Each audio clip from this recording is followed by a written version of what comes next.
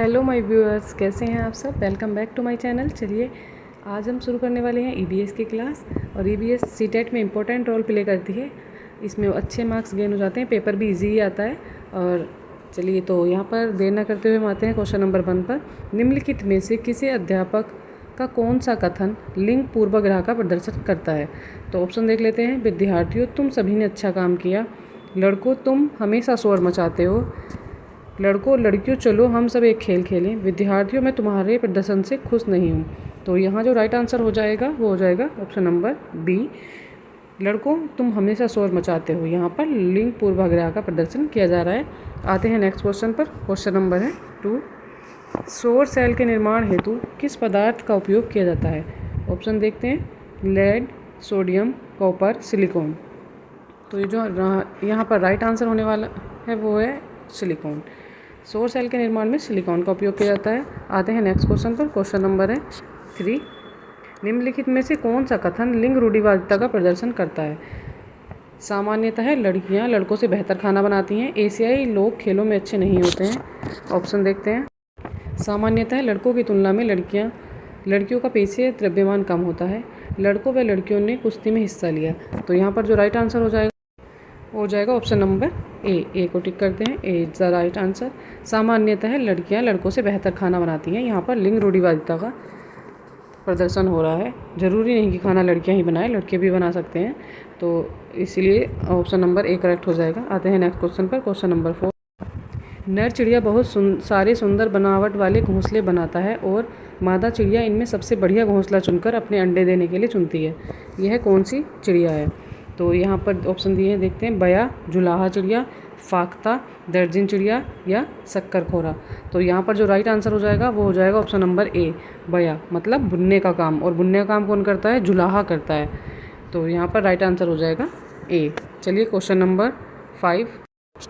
निम्नलिखित में से कौन से कीट समूह में रहते हैं और उन सभी की विशिष्ट भूमिकाएं बटी हुई हैं। मधुमक्खियाँ, चींटियाँ, मकड़ी, ततैया, दीमक, चींटी, मच्छर, मकड़ी। और ऑप्शन नंबर डी है मधुमक्खी, घर में पाई जाने वाली मक्खी और दीमक। तो राइट आंसर देखते हैं। यहाँ पर राइट आंसर हो जाएगा ऑप्शन नंबर बी, ततैया, दीमक और चींटियाँ। इन सभी का कार्य बटा हुआ होता है। अक्सर आपने देखा भी होगा कि जो छोटी छोटी चींटियाँ काम करती हैं, जो बड़ी चींटी होती है वो रानी होती है। तो इसी तरह से आते हैं नेक्स्ट क्वेश्चन पर। क्वेश्चन नंबर है 6। फूलों की पहचान कीजिए। यहाँ पर देख लेते हैं ऑप्शन। केवल रात में ही खिलते हैं, ये क्वेश्चन ही है अभी। औषधियाँ बनाने के काम में लाए जाते हैं, रंगाई के काम में लाए जाते हैं, पूरे वर्ष भर खिले रहते हैं, ABCD क्रम से। तो यहाँ पर कौन से फूल हो सकते हैं जिनके बारे में ये बातें कही गई हैं। ऑप्शन देखते हैं यहाँ पर। गुड़हल, गेंदा, गुलाब, धतूरा। धतूरा कोई फूल नहीं होता है। रात की रानी, गुड़हल, गेंदा, गुलाब, चमेली, गुलाब, धतूरा, गुलदाउद।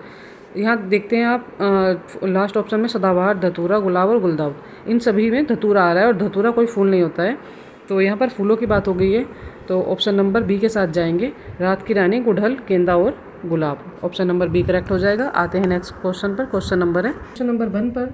3 अंकों की अधिकतम और न्यूनतम संख्या का अंतर हमें बताना है। इसी तरह के बेसिक क्वेश्चन आते हैं सीटेट में, टफ नहीं आता है। तो चलिए कर लेते हैं। तो 3 अंकों की अधिकतम संख्या हो जाएगी, अर्थात सबसे बड़ी संख्या पूछी जा रही है। तो 3 अंकों की बड़ी संख्या लिखेंगे। 3 अंकों की बड़ी संख्या क्या हो जाती है, लिखिएगा।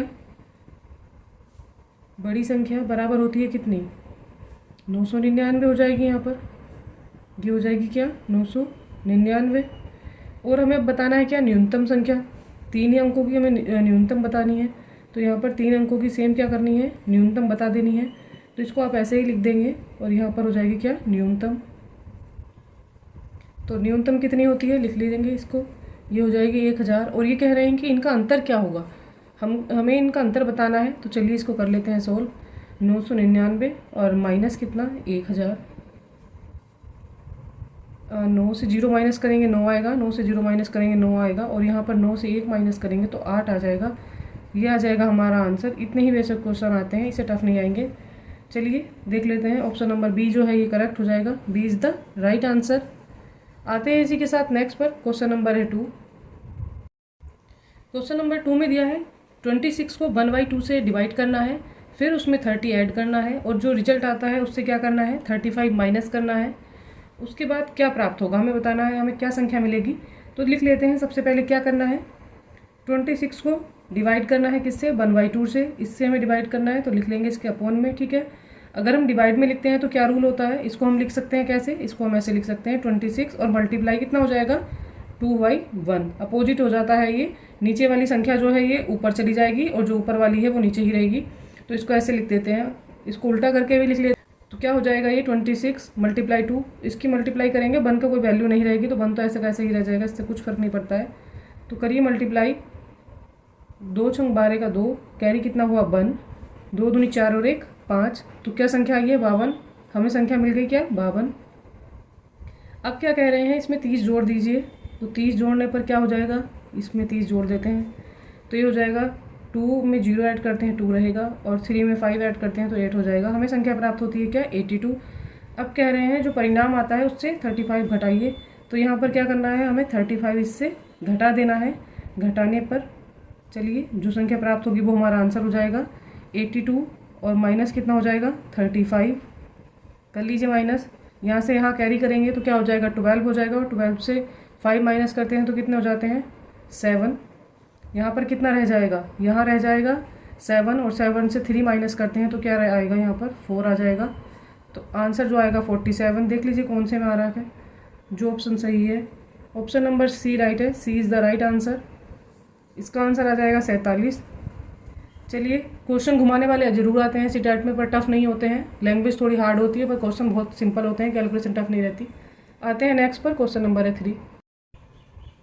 क्वेश्चन नंबर 3 में दिया है यदि एक संख्या दे रखी है +x प्लस फिर से संख्या ऐड करनी है और बराबर 990 है, ये है 9090। तो हमें क्या करना है, x का मान बताना है। चलिए x का मान बता देते हैं कैसे होगा। सबसे पहले क्या करते हैं, जो संख्याएं प्लस में हैं उनको एक साथ लिख के ऐड कर लेते हैं। तो सबसे पहले हमें लिखना क्या होता है 4579, और प्लस कितना करना है इसमें, हमें प्लस कर लेना है इसमें 3800, कितना 3895, ये हम ऐड कर लेते हैं। ठीक है, पहले इनको ऐड करके देखिए क्या आएगा। 9 5 क्या हो जाएगा 14 का 4 हो जाएगा।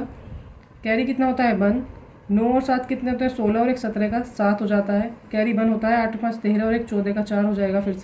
फिर से कैरी 1 होता है 4 और 3 7, और 1 कैरी जो था वो ऐड कर लेंगे तो ये 8 हो जाएगा। ये हो जाएगा 8474 आ जाएगा हमारे पास। तो 8474 हमें मिल गया है। चलिए इसको सोल्व कर लेते हैं। तो इन दोनों को, इसको और इसको ऐड करके क्या आया हमारे पास 8474 प्लस क्या है यहाँ पर x भी दिया है, इसको भी लिख लेते हैं, बराबर कितना है 9090। ठीक है, अब इससे माइनस क्या करना है हमें, x इजिकल टू क्या हो जाएगा 9090, और माइनस कितना, ये जो प्लस में संख्या है ये इधर जाकर माइनस में हो जाएगी। तो इसको इधर लिख के माइनस में लिख लेते हैं। कितना 8000, जब बराबर से दूसरी साइड संख्या जाती है तो माइनस में ही होती है, तो ये हो जाएगी 474, और इनको माइनस करके लिख देते हैं क्या आंसर आने वाला है। तो यहाँ पर 0 है, 0 से माइनस करना है 4, तो इसके लिए हमें कैरी करना पड़ेगा इधर। 9 से 1 कैरी लेंगे, यहाँ 10 हो जाएगा। 10 से 4 माइनस करेंगे तो क्या आएगा 6 आ जाएगा। यहाँ क्या बचता है फिर, जब एक कैरी कम हो जाता है तो ये रह जाएगा 8। 8 से 7 जाएंगे तो यहाँ पर बचेगा 1। फिर यहाँ पर 0 है, और 0 से हमें क्या माइनस करना है 4, तो यहाँ पर हमें 9 से फिर से कैरी लेना होगा। तो क्या हो जाएगा 10, और 10 से 4 माइनस करेंगे तो क्या हो जाएगा 6। तो ये आ जाएगा 6, और यहाँ पर बचता है 8, और 8 से 8 माइनस करते हैं तो 0 ही रहेगा, कुछ नहीं आएगा। ये संख्या हमें मिल जाएगी 616, ये हमारा आंसर हो जाएगा। देख लीजिए कौन सी संख्या है, ऑप्शन नंबर डी करेक्ट है, D is the right answer. चलिए आते हैं नेक्स्ट पर, क्वेश्चन नंबर है 4। क्वेश्चन नंबर 4 में देख लेते हैं 51 और 100 के बीच कितनी अभाज्य युग्म है। हमें बताना है कितने अभाज्य युग्म है। तो अभाज्य युग्म होने के लिए क्या होना चाहिए, अभाज्य युग्म होते हैं तब ऐसी अभाज्य संख्याएं जिनका अंतर क्या हो 2 हो। ये इसके लिए एक रूल होता है, अगर अभाज्य संख्याओं के बीच 2 का अंतर है तो वो क्या हो जाएंगी, फिर अभाज्य युग्म हो जाएंगी। ठीक है, तो यहाँ पर लिख लेते हैं अभाज्य युग्म के लिए पहले अभाज्य संख्याएं लिखते हैं क्या होती हैं। तो जो अभाज्य संख्याएं होती हैं वो लिख लेते हैं। अभाज्य संख्याएं क्या हैं, 51 से 100 के बीच संख्याएं 51 से 100 के मध्य। ठीक है, यहाँ पर लिख लेते हैं कौन कौन सी संख्याएं हो जाती हैं। 53 हो जाएगी, 59 हो जाएगी, 61 हो जाएगी, 67 हो जाएगी, 71 होगी, 73 होगी, 79 हो जाएगी, और फिर क्या हो जाएगी 83 हो जाएगी, और उसके बाद क्या हो जाएगी 89 हो जाएगी, और उसके बाद क्या आएगी फिर आ जाएगी 97, जो हमारी लास्ट संख्या रहेगी 97। तो हमें ये संख्याएं मिल गई हैं। देख लीजिए कितनी संख्या है, 1 2 3 4 5 6 7 8 9 और 10। यहाँ पर टोटल संख्याएं मिल गई हैं कितनी, 10 संख्याएं हैं। तो हमें क्या करना है, इसमें से अभाज्य संख्याओं के युग्म चुनने हैं। कौन कौन से हैं, तो जिनके बीच 2 का अंतर है, 53 और 59 के बीच कितना अंतर है, ज़्यादा है, तो ये नहीं होंगी। फिर 59 और 61 का देख लेते हैं, तो इसमें हो जाएगा 61 और माइनस क्या 59, देख लीजिए कितना हो जाएगा, 61 से 59 माइनस करते हैं तो कितना आएगा 2। 61 और 59 में 2 का डिफरेंस है। उसके बाद क्या आते हैं और देख लीजिए, 67 71 में ज़्यादा डिफरेंस हो जाएगा। तो यहाँ पर हमें आगे जाना है, कौन सी संख्या देखते हैं, 73 और 71 देख लेते हैं। तो इनमें भी 2 का है, 73 और माइनस 71, तो यहाँ पर डिफरेंस 2 का है। फिर 73 79 में ज़्यादा डिफरेंस हो जाएगा, 83 और 79 में ज़्यादा रहेगा, 89 और 83 में ज़्यादा रहेगा, और 97 और 99 में 89 और 97 में बहुत ज़्यादा गैप है, तो इसलिए नहीं होंगी। तो हमें ऐसी क्या संख्याएं मिली हैं, हमें ऐसी 2 संख्याएं मिली हैं, 2 पेयर मिले हैं। 2 पेयर मतलब युग्म, यहाँ पर युग्म का मतलब क्या होता है, युग्म का मतलब होता है, आप इससे कंफ्यूज ना हो, युग्म का मतलब होता है जोड़ा। इसको हम अपनी लैंग्वेज में जोड़ा भी बोल देते हैं। तो हमें यहाँ पर जोड़ा देखना था, पेयर देखना था, ठीक है। तो पेयर मिल गए हैं हमें 2। तो किस किस का संख्या का मिला है पेयर, एक मिला है किसका 59 कोमा क्या 61, और दूसरा पेयर क्या मिला है हमें 71 कोमा 73। तो ये को प्राइम नंबर भी हैं, और ये जो है हमारे अभाज्य युग्म के जो जोड़े मिलने थे वो मिल गए हमें, ये अभाज्य युग्म है। तो यहाँ पर आंसर क्या हो जाएगा, 2 हैं ऐसे जो 51 से 100 के बीच आते हैं। इस तरह के क्वेश्चन तो हर एग्जाम में ही आ जाते हैं मोस्टली। चलिए आते हैं नेक्स्ट पर, क्वेश्चन नंबर है 5। क्वेश्चन नंबर 5 में दिया है 2 संख्याओं का एलसीएम उनके एचसीएफ के 20 गुना है, तथा एलसीएम प्लस एचसीएफ बराबर क्या है 2520 है। एलसीएम और एचसीएफ का अंतर हमें बताना है, क्या होगा। तो सबसे पहले करना क्या है, एलसीएम उनके एचसीएफ का 20 गुना है, तो एचसीएफ देख लेते हैं। एचसीएफ कितना होगा, फिर यहाँ पर मान लेते हैं, माना क्या एचसीएफ बराबर है x, एचसीएफ बराबर x है, तो एलसीएम बराबर कितना, तो इसको लिख लेते हैं हम बराबर 20, और ये हो जाएगा x, 20 गुना हो गया। अब हमें करना क्या है, इन दोनों का योग, तो एलसीएम और प्लस एचसीएफ फॉर्मूला लिख लेते हैं, प्लस एचसीएफ और बराबर कितना है 2520 दिया है, ठीक है। कर लेते हैं ऐड, एलसीएम कितना है यहाँ पर 20x और प्लस x एचसीएफ हो गया, और बराबर हो गया कितना 2520। चलिए इसको ऐड करते हैं, 20 और 1 हो गया कितना 21x, इजिकल टू कितना हो जाएगा 2520, और x इजिकल टू क्या हो जाएगा, 21 जो है इसके अपॉन में चला जाएगा, 2520 और अपॉन में कितना आ जाएगा 21। इससे इसको डिवाइड करते हैं, करेंगे कितना 21 ही करना, कितना हो जाएगा 21, और यहाँ पर कितना बचता है 4, ये हो गया, तो 21 दूनी हो जाएगा कितना 42, और ये आगे 0 है तो ये पूरा पूरा कट जाएगा, 0 यहाँ पर आ जाएगा। हमारी जो x की वैल्यू आ जाती है वो आ जाती है कितनी 120, और ये क्या हो जाता है, ये हो जाता है एचसीएफ। एचसीएफ मिल चुका है हमें करना क्या है, हमें बताना है यहाँ पर एलसीएम। तो एलसीएम क्या कर लेते हैं, एलसीएम बराबर कितना हो जाएगा 20x है, तो बराबर क्या हो जाएगा 20 और गुणा कितना, x की वैल्यू कितनी आ रखी है यहाँ पे 120, बराबर कितना आ जाएगा एलसीएम, इन दोनों की मल्टीप्लाई करेंगे तो आ जाएगा 2400। अब कह रहे हैं क्या, एलसीएम माइनस एचसीएफ का अंतर बताना है, तो इनका अंतर बताइए क्या होगा। अंतर कर लेते हैं यहाँ पर, एलसीएम और माइनस क्या एचसीएफ बताना है, ठीक है। तो चलिए करते हैं इसको सोल्व, बराबर क्या आ जाएगा, एलसीएम कितना है 2400 आया है, और माइनस एचसीएफ कितना आया है, एचसीएफ हमारा आया था यहाँ पर 120, ये रहा, तो इसको लिख लेते हैं 120। चलिए करते हैं इसको माइनस, 0 से 0 माइनस हुआ तो 0 आया, यहाँ पर 0 था और 0 से 2 माइनस नहीं हो सकता, यहाँ पर कैरी लेंगे तो हो जाएगा 10, 10 से 2 माइनस करते हैं तो कितना आ जाएगा 8, और यहाँ पर कितना हो जाएगा, यहाँ 3 और 3 से 1 माइनस करते हैं तो आएगा 2, और यहाँ पर कितना बचता है 2, तो ये ऐसे का ऐसे ही आ जाएगा। चलिए तो हमारी जो संख्या आ जाती है वो क्या आ जाएगी, ये आ जाएगी हमारी 2280, यही हमारा आंसर है, और यही इन दोनों का अंतर है।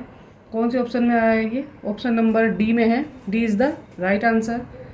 चलिए आते हैं नेक्स्ट पर। Question number 6। क्वेश्चन नंबर है 6। किसी त्रिभुजीय प्रिज्म में कितने शीर्ष होंगे? तो हमें त्रिभुजीय प्रिज्म के बारे में बात करनी है। तो हमने यहाँ पर प्रिज्म बना लिया है और यहाँ पर शीर्ष देख लेते हैं। 1, 2 और एक हो जाएगा 3 और एक हो जाएगा 4, यहाँ पर हो जाएगा 5 और ये हो जाएगा 6। तो यहाँ पर नंबर डालते हैं 1, 2, 3, यहाँ पर हो जाएगा 4, ये हो जाएगा 5 और ये हो जाएगा 6। तो त्रिभुजीय प्रिज्म में कितने शीर्ष होते हैं? यहाँ पर आंसर क्या आ जाएगा? 6 होते हैं, 6 शीर्ष होते हैं। यही हमारा आंसर हो जाएगा। देख लीजिए कौन सा ऑप्शन करेक्ट है यहाँ पर। ऑप्शन नंबर बी करेक्ट है। B is the right answer. तो एक त्रिभुजीय प्रिज्म में होते हैं 6 शीर्ष। ये क्वेश्चन बहुत आता है पेपर में। चलिए आते हैं क्वेश्चन नंबर 7 पर। क्वेश्चन नंबर यहाँ पर दे रखा है 7 में देख लेते हैं। एक पात्र में 35 लीटर और 560 ml तेल है। 875 ml और मिला दें तो अब जो तेल हो गया पात्र में कितना हो गया वो बताना है हमें। तो पात्र में कुल कितना तेल है ये बताना है। हमें पता है क्या, 1 लीटर बराबर होता है 1000 ml। तो हम सबसे पहले क्या कर लेते हैं, आंसर हमें लीटर में ही देखने हैं क्या आना है। तो चलिए कर लेते हैं क्या, हमें मिलाना है इसमें कितना तेल, 875 ml। तो ml में ही ऐड कर लेते हैं 35 लीटर और कितना है 560 ml। ठीक है, और प्लस कितना हो जाना है इसमें, कितने ml हो जाएगा 875 ml, इसी में ऐड कर देते हैं। 5 में 0 ऐड करते हैं 5, 7 और 6 हो जाएगा 13, कैरी होता है 1, 8 और 5 13 और 1 14 का 4 हो जाएगा। यहाँ पर आ जाएगा 1400। ठीक है, और आगे क्या है 35 लीटर। ठीक है, ये आ गया ml। अब हम इसको लिखते कैसे हैं, क्योंकि हमें पता है 1 लीटर बराबर कितना होता है 1000 ml। तो हम ml में केवल 1000 तक ही लेते हैं और ये आया है 1400। तो हमें क्या करना, 1435 में से माइनस क्या कर देते हैं हम 1000 ml, क्योंकि हमें लीटर अलग करने हैं और ml अलग करने हैं। तो यहाँ पर क्या आ जाएगा, यहाँ आ जाएगा 435 और ये आ गया ml। ठीक है, और एक ये 1000 अलग निकल गए हैं। तो 1 लीटर बराबर कितना होता है 1000 ml। तो 1 लीटर यहाँ पर बढ़ जाएगा, 1 लीटर बढ़ जाएगा। ठीक है, 1 लीटर बढ़ेगा तो क्या होगा, तब इसमें ऐड हो जाएगा लीटर वाली जो डिजिट है हमारे पास, उसमें हम ऐड करेंगे। ठीक है, तो लीटर वाली डिजिट में 1 लीटर ऐड हो जाएगा। तो ये हो जाएगा कितना, 35 लीटर था, अब 1 लीटर बढ़ गया और यहाँ पर कितना है, यहाँ पर आता है हमारा 435 ml जो हमें यहाँ से मिला है। ठीक है, तो ये आ गया। अब टोटल कितना हो जाना है, प्लस कर देंगे इसको, तो ये हो जाएगा 35 और 1 36 लीटर और प्लस ये कितना आ जाएगा 435 ml। यही हमारा आंसर है वन की ओर। और यहाँ पर देख लेते हैं क्या दिया है, यहाँ एक पैराग्राफ दिया हुआ है, पहले उसको रीड कर लेते हैं। पंखों से रे फैले फैले ताड़ों के दल, लंबी लंबी अंगुलियां हैं चौड़े करतल, तरतड़ पड़ती धार बारी की उन पर चंचल, टप टप झरती कर मुख से जल बूंदे झलमल, नाच रहे पागल हो ताली दे दे चल दल, झूम झूम सिर नीम हिलाती सुख से बेवहल, झरते हर सिंगार बेला कली बढ़ती पल पल, हसमुख हरियाली में खग कुल गाते मंगल। तो यहाँ पर हमने ये पैराग्राफ को रीड कर लिया है। अब यहाँ पर कुछ चीज़ें हम देख लेते हैं। यहाँ क्या बात हो रही है, पंखों से फैले क्या हैं ताड़ों के दल और लंबी लंबी अंगुलियाँ चौड़े करतल, और उन पर क्या पड़ रहा है बारी की उन पर चंचल। बारी का अर्थ क्या होता है यहाँ पर, यहाँ पर बारी का अर्थ होता है जल से, या यहाँ पर झरती बूंदे झलमल, नाच रहे पागल हो ताली दे दे चल दल, झूम झूम सिर नीम हिलाती सुख से विहल। कैसे हिला रहे हैं, सुख से विहल, बहुत ज़्यादा खुश हैं। झरते हर सिंगार बेला, हर सिंगार के फूल जो हैं, अगर आपने देखा होगा तेज़ बारिश होती है तो जो फूल खिले हुए होते हैं वो पानी के धार के आगे गिर जाते हैं, वो नहीं रुक पाते हैं। और कली क्या हो रही हैं, तब क्या होता है जब वर्षा होती है तो नई नई कलियाँ निकलने लगती हैं। कली बढ़ती पल पल, हंसमुख हरियाली के आगे खगकुल गाते मंगल। खगकुल की बात क्या हो रही है, पक्षियों की बात हो रही है। यहाँ पर भी क्या कर रहे हैं, मंगल गा रहे हैं। चलिए देर न करते हुए बातें अपने क्वेश्चन पर। क्वेश्चन नंबर 1 देख लेते हैं। ताड़ के पत्तों के फैलाव की तुलना किससे की गई है।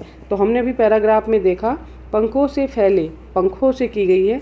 तो यहाँ पर जो राइट आंसर हो जाएगा, चलिए पहले एक बार ऑप्शंस भी देख लेते हैं। दलों से, पंखों से, अंगुलियों से या हाथों से। तो यहाँ पर जो राइट आंसर हो जाएगा वो हो जाएगा हमारा ऑप्शन नंबर बी, पंखों से। पंखों से यहाँ पर किसकी तुलना की गई है? ताड़ के पत्तों की तुलना की गई है। चलिए आते हैं नेक्स्ट क्वेश्चन पर। क्वेश्चन नंबर 2 देख लेते हैं। कविता में बारी से तात्पर्य है। बारी से क्या तात्पर्य है? यहाँ पर बारी का तात्पर्य किससे हो रहा है? तो यहाँ पर आप बारिश नहीं बोलेंगे, इसको तलवार नहीं बोलेंगे, खड़ग नहीं बोलेंगे, बारी बोलते हैं जल। जल का पर्यायवाची होता है बारी। तो यहाँ पर जो राइट आंसर हो जाएगा वो हो जाएगा हमारा ऑप्शन नंबर डी। चलिए आते हैं नेक्स्ट क्वेश्चन पर। क्वेश्चन नंबर है थर्ड में देख लेते हैं। कविता में प्रकृति को सुख किससे मिल रहा है? प्रकृति को किस चीज़ से सुख मिल रहा है? झरनों के टपकने से, ताली बजाने से, पक्षियों के गाने से या बारिश होने से। तो यहाँ पर जो राइट ऑप्शन हो जाएगा वो हो जाएगा ऑप्शन नंबर डी। सब क्यों खुश हैं? तभी तो खुश हैं जब वर्षा हो रही है। पेड़ पौधे, धरती और जो कविता में प्रकृति है वो किससे खुश है? बारिश के होने से ही सब लोग यहाँ पर खुश हैं। तो ऑप्शन नंबर डी करेक्ट हो जाएगा। चलिए आते हैं इसी के साथ नेक्स्ट पर। क्वेश्चन नंबर है 4। सुख से विह्वल होने से क्या तात्पर्य नहीं है? तो यहाँ पर हम मेन पॉइंट देख लेते हैं। नहीं की बात हो रही है, मेन पॉइंट नहीं है, ठीक है। तो यहाँ पर सुख से विह्वल अर्थात सुख से खुश होना कौन नहीं है यहाँ पर, ये देखना है। उल्लासित होना ये तो हो जाएगा। प्रफुल्लित होना भी वही होता है। विषाद युक्त होना, विभोर होना। विभोर होना भी खुश होना ही होता है। और विषाद युक्त होना है क्या? दुखी होना अर्थात दुख होना किसी को। तो यहाँ पर दुख की बात हो रही है, विषाद युक्त होने की बात हो रही है, तो ये दुखी होने की बात हो रही है यहाँ पर। तो ऑप्शन नंबर सी करेक्ट हो जाएगा। हमें निगेटिव पॉइंट देखना था और ये निगेटिव पॉइंट है। यहाँ पर 3 पॉइंट सेम दिए हैं और एक अलग होता है तो भी आप आंसर टिक कर सकते हैं। अगर आपको वैसे समझ नहीं आता और आपको अच्छे से अर्थ निकालना आता है तो आप उसके अकॉर्डिंग कर सकते हैं। तो यहाँ पर ऑप्शन नंबर सी करेक्ट हो जाएगा। चलिए आते हैं नेक्स्ट पर। क्वेश्चन नंबर है 4। क्वेश्चन नंबर है 5। 4 हो चुका है कंप्लीट। खगकुल गाते मंगल से तात्पर्य क्या है? खगकुल पक्षियों की बात हो रही है। गाते मंगल, पक्षी मंगल चरण कर रहे हैं, पक्षी कुल का गीत गा रहे हैं, पक्षी हर्ष गीत गा रहे हैं या पक्षी कुल की मंगल की कामना कर रहे हैं। तो पक्षियाँ यहाँ पर क्या कर रहे हैं? पक्षी यहाँ पर मंगल कुल की कामना नहीं कर रहे हैं। पक्षी कुल का कोई गीत भी नहीं गा रहे हैं। ऐसा नहीं है कि उनके कुल का कोई गीत होता है और पक्षी उसी को गा रहे हैं। पक्षी मंगल चरण भी नहीं कर रहे हैं, यहाँ पर कोई पूजा नहीं कर रहे हैं, हर्ष के गीत गा रहे हैं। अर्थात पक्षी जो हैं बहुत ज़्यादा खुश हैं तो इसलिए वह ऐसे गीत गा रहे हैं। तो यहाँ पर बात हो रही है खुश होने की, तो खुशी में वह गीत गा रहे हैं, तो हर्ष के गीत गा रहे हैं। ऑप्शन नंबर सी करेक्ट हो जाएगा। चलिए आते हैं क्वेश्चन नंबर 6 पर। निम्नलिखित में से किन भाषाओं को भारत सरकार द्वारा शास्त्रीय भाषाओं के रूप में मान्यता दी गई है? तो यहाँ पर हमें बताना है शास्त्रीय भाषाएं। और यहाँ कितनी शास्त्रीय भाषाएं दी हुई हैं? 6 भाषाएं दी हुई हैं। चलिए देख लेते हैं राइट ऑप्शन क्या है। संस्कृत, तमिल, डोगरी, कन्नड़, मलयालम और उड़िया। हिंदी, तेलुगु, कन्नड़, मलयालम, संस्कृत और उड़िया। हिंदी नहीं है तो इसलिए ऑप्शन गलत हो जाएगा। और यहाँ पर डोंगरी भी नहीं है, डोंगरी को कोई सांस्कृतिक भाषा के रूप में दर्जा नहीं मिला हुआ। संस्कृत, तमिल, तेलुगु, कन्नड़, मराठी और उड़िया। तो यहाँ पर मराठी नहीं है, इसीलिए ये ऑप्शन गलत हो जाएगा। और जो राइट आंसर हो जाएगा वो हो जाएगा हमारा option number D, Sanskrit, Tamil, Telugu, Kannada, Malayalam और उड़िया। ये बिल्कुल एकदम राइट है। यहाँ पर 6 भाषाओं को क्या है? शास्त्रीय भाषा के रूप में मान्यता मिली हुई है। तो option number D is the right answer. चलिए आते हैं इसी के साथ नेक्स्ट क्वेश्चन पर। क्वेश्चन नंबर 7 में देख लेते हैं क्या दिया है। शिक्षा में मातृभाषा आधारित बहुभाषिकता का क्या अर्थ है? शिक्षा में क्या हो रहा है? बहुभाषिकता की बात हो रही है यहाँ पर। तो यहाँ ऑप्शन देख लेते हैं। बहुभाषिकता, शिक्षार्थी अपनी भाषा में विद्यालयी शिक्षा आरंभ करते हैं और जैसे जैसे आगे बढ़ते हैं उसमें और अधिक भाषाएं जोड़ते जाते हैं। ये बात सही है। ऑप्शन बी देख लेते हैं। शिक्षार्थी अपनी सभी विषय अपनी मातृभाषा में पढ़ते हैं। शिक्षार्थी क्या करते हैं? जितने भी विषय हैं उनको अपनी मातृभाषा में पढ़ते हैं और आगे जाकर अंग्रेजी माध्यम में पढ़ते हैं। तो ऐसा ज़रूरी नहीं कि सभी जगह अंग्रेजी की पढ़ाई जाए। चलिए आते हैं नेक्स्ट ऑप्शन पर। शिक्षार्थी मातृभाषा एक भाषा के रूप में सीखते हैं और क्या करते हैं? विद्यालय में जैसे जैसे आगे बढ़ते हैं अंग्रेजी माध्यम में अध्ययन करते हैं। ये बात भी गलत है, अंग्रेजी सब जगह नहीं पढ़ाई जाती है। ऑप्शन डी देख लेते हैं। शिक्षार्थी कक्षा 1 ही से अंग्रेजी सीखते हैं। शिक्षार्थी क्या करते हैं? 1 ही कक्षा से अंग्रेजी सीखते हैं और विद्यालय के माध्यमिक स्तर से भारतीय भाषा माध्यम से अंग्रेजी माध्यम अपना लेते हैं। ऐसा कुछ नहीं है, अंग्रेजी माध्यम नहीं अपनाते हैं, सभी में सेम सेम बात आ रही। मैं यही बोले जा रही हूँ आपको तब से। ऑप्शन देख लेते हैं क्या करेक्ट हो जाएगा यहाँ पर। तो यहाँ पर जो राइट आंसर हमारा हो जाएगा वो सबसे सुटेबल और करेक्ट यहाँ पर बैठ रहा है वो है ऑप्शन नंबर ए।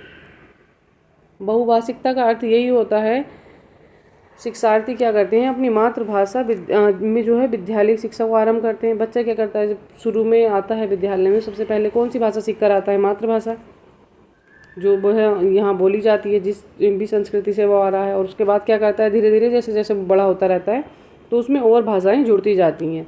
जैसे कि क्लास में और दूसरे लैंग्वेज के बच्चे हैं, कोई उसका मित्र बन गया पंजाबी बच्चा है तो वो पंजाबी उसको सिखा देगा थोड़ी थोड़ी। ऐसे ही एक बच्चा क्रिश्चियन है तो वो उसको अपनी लैंग्वेज सिखा देगा, कोई मुस्लिम बच्चा है तो वो उसको उर्दू सिखा देगा। तो ऐसा होता है कि बच्चे जो हैं एक दूसरे से भी भाषा सीखते हैं, और क्लास में तो भाषा सीखते ही हैं। अपनी मातृभाषा के अलावा इंग्लिश, हिंदी और अदर भाषाएं जो सिखाई जाती हैं वो सब सीख लेते हैं। तो इसको ही बहुभाषिकता बोलते हैं। चलिए आते हैं नेक्स्ट क्वेश्चन पर। विद्यालयी शिक्षा में बहुभाषावाद किस प्रकार से एक संसाधन है। तो हम कह रहे हैं कि बहुभाषावाद जो है विद्यालयी शिक्षा में एक संसाधन के रूप में है, जिससे कि बहुत सारी भाषाएं विकसित होती हैं। ऑप्शंस देख लेते हैं। जहाँ तक संभव हो अधिक से अधिक भाषाओं का शिक्षण हो। शिक्षण तो आप कर ही नहीं सकते, इतनी सारी लैंग्वेज ज़रूरी नहीं है कि आप क्लास में सिखाएं, आप सब्जेक्ट के रूप में उनको पढ़ाएं, तो ऐसा संभव नहीं है, ऑप्शन गलत हो जाता है। लचीली भाषा शिक्षा नीति को स्वीकृति, ऐसा भी नहीं है, भाषा नीति लाएंगे उसके लिए आप। कक्षा में शिक्षार्थियों की भाषा का प्रयोग करेंगे। बच्चे क्या करते हैं, जो शिक्षार्थी हैं वो अपनी अपनी भाषा में बोलते हैं कक्षा में इसे शिक्षण की विधि के रूप में अपनाना। बहुभाषावाद को शिक्षण की विधि के रूप में नहीं अपनाया जा सकता, वो मैं भी ऊपर वाले ऑप्शंस में भी यही बात हो रही थी। तो यहाँ पर जो सबसे परफेक्ट और फिट बैठता है, जो सुटेबल आंसर है, वह है कक्षा में शिक्षार्थी जो हैं क्या करते हैं, अपनी अपनी भाषा बोलते हैं। मैंने इससे पहले क्वेश्चन में भी आपको एक्सप्लेन किया था, जो बच्चा जिस क्षेत्र से आता है जैसी लैंग्वेज बोलता है तो वो साथ वाले बच्चे को भी वही लैंग्वेज सिखा देता है। एक दूसरे से मित्र एक दूसरे की लैंग्वेज सीख लेते हैं। तो यहाँ पर जो है कक्षा में शिक्षार्थियों की जो भाषा है उसका प्रयोग अगर होता है, बच्चे अपनी अपनी भाषा का प्रयोग करते हैं, तो बहुभाषावाद को क्या करते हैं, एक संसाधन के रूप में मान लेते हैं। चलिए आते हैं नेक्स्ट क्वेश्चन पर। क्वेश्चन नंबर है 9। इसका ऑप्शन हो जाएगा सी करेक्ट। जब कोई बालिका नई भाषा सीखती है, वह उस भाषा को बोलने व उसका प्रयोग करने के लिए कुछ समय लेती है। क्या करती है वह, उसने कोई नई भाषा सीखी है तो उसके लिए वह पॉज ले रही है, कुछ सोच रही है, कुछ चुप रह रही है।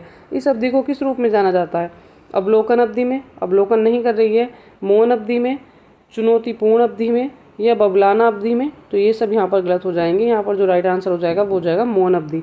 अर्थात कोई लैंग्वेज बोलने से पहले या कोई बात बोलने से पहले वह क्या कर रही है, पॉज ले रही है, अर्थात मौन हो रही है। तो यहाँ पर सही ऑप्शन हो जाएगा 9 का बी। चलिए आते हैं नेक्स्ट क्वेश्चन पर। Question number 10।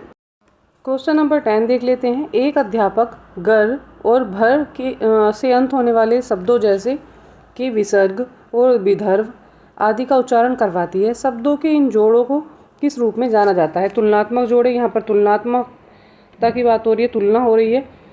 चलिए ये बात तो गलत है, तुलना यहाँ पर नहीं हो रही है। ऑप्शन नंबर देख लेते हैं बी। बी में क्या कह रहे हैं, बी में कह रहे हैं विपरीतात्मक जोड़े हो रहे हैं, तुलनीय जोड़े हैं या विषम जोड़े हैं। तो यहाँ विपरीत नहीं है एक दूसरे के, तो ये बात भी गलत हो जाएगी। तुलना भी नहीं हो रही है। यहाँ पर जो राइट आंसर हो जाएगा वो हो जाएगा हमारा ऑप्शन नंबर डी, विषम जोड़े हैं, ये एक दूसरे से विषम हैं, अलग हैं एक दूसरे से, इनसे कोई आपस में कोई मतलब नहीं होता है। विदर्भ और विसर्ग जो भी बोला जा रहा है वो दोनों अलग अलग शब्द हैं। चलिए आते हैं नेक्स्ट क्वेश्चन पर। क्वेश्चन नंबर हो जाएगा 11। 11 में देख लेते हैं क्या कह रहे हैं। A teacher told a story to class 3 students in English. क्या करता है एक टीचर जो है क्लास 3 के बच्चों को क्या करता है, एक स्टोरी सुनाता है इंग्लिश में। Then she asked student to retell the story in their mother tongue in groups. फिर क्या करता है, वो बच्चों को बोलता है कि जो उसने स्टोरी उनको पढ़कर सुनाई है वह बच्चे जो हैं उसको अपनी मातृभाषा में बोलें और ग्रुप में बोलें। सी इज़ प्रमोटिंग, तो वह क्या प्रमोट कर रही है, हमें बात हो रही है कि ग्रुप में बोलने के लिए अपनी जो स्टोरी सुनाई गई है उसको ग्रुप में बोलने की बात हो रही है। तो टीचर क्या प्रमोट करती है, थिंकिंग स्किल प्रमोट कर रही है।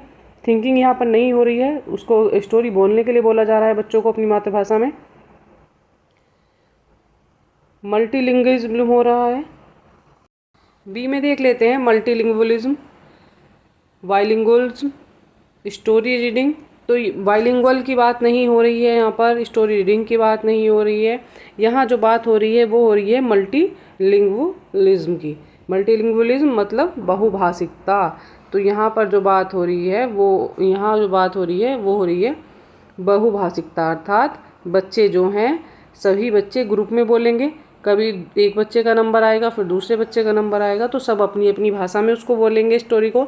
तो यहाँ पर बहुभाषावाद की बात हो रही है, इससे बहुभाषावाद को बढ़ावा मिलेगा। ठीक है, चलिए आते हैं नेक्स्ट क्वेश्चन पर। क्वेश्चन नंबर है 12। नंबर 12 में दिया हुआ है the language proficiency of a child can be developed by. तो लैंग्वेज प्रोफिशिएंसी कैसे डेवलप हो सकती है एक बच्चे में, तो हमें ये बताना है। तो हमें भाषा दक्षता बच्चे में कैसे आती है वो समझा रहे हैं। क्वेश्चन देख लेते हैं, ऑप्शन क्या दिए हैं इसके। Completing the target of learning 10 new words daily. अपना टारगेट पूरा करने के लिए क्या करना है, डेली 10 नए वर्ड देने हैं। ये बात सही नहीं है। भाषा में दक्षता बढ़ानी है तो सब देने से तो कुछ होना नहीं है। प्रैक्टिसिंग इन रियल लाइफ की जो बातें होती हैं उसको प्रैक्टिस करें, अपनी रियल लाइफ में उस चीज़ को प्रैक्टिस करें। जो उसने सीखा है पढ़ा है उसको जाकर अपने घर आसपास में बोले। सिचुएशन बेस्ड लैंग्वेज टास्क करें, उसको सिचुएशन दी जाए, उसके बेस उसको टास्क दिए जाएँ कि कोई भी चीज़ें दी जाए उनको बोलने के लिए कहा जाए। एक पैराग्राफ बता दिया जाए या कोई बात पूछी जाए बच्चे से और उसको बोला जाए कि इसको अपने जो भाषावाद मतलब अपनी भाषा को बढ़ाने के लिए अपने शब्दों में बोलो। तो सिचुएशन बेस्ड टास्क करेगा तो बच्चे की लैंग्वेज जो है लैंग्वेज प्रोफिशिएंसी ज़्यादा डेवलप हो जाएगी। और यहाँ पर दिया है reciting the poems in chores, reading the text individually and in chores after the teacher. ये सब गलत हो जाएगा। यहाँ पर जो सही आंसर हो जाएगा वो हो जाएगा option number B is the right answer. क्या करना है, सिचुएशन बेस्ड लैंग्वेज टास्क करने हैं और रियल लाइफ में उसको प्रैक्टिस करना है। तो यहाँ से क्या हो जाएगा, लैंग्वेज की प्रोफिशिएंसी बढ़ जाएगी, मतलब भाषा में दक्षता बच्चे की बढ़ जाएगी। चलिए आते हैं नेक्स्ट क्वेश्चन पर। क्वेश्चन नंबर है 13। क्वेश्चन नंबर 13 में देख लेते हैं the term basics and kelps were introduced by.